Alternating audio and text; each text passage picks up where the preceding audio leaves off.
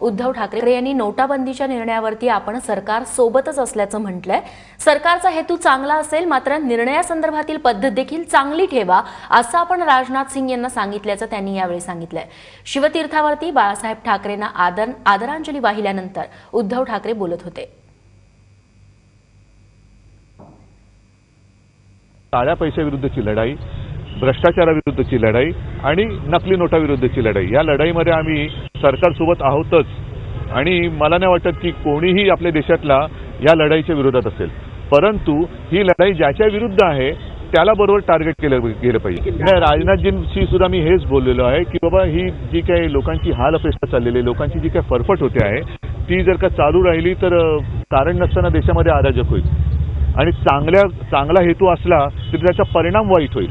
त्याच्यामुळे जर हेतू चांगला असेल तर पद्धत सुद्धा चांगली ठेवा।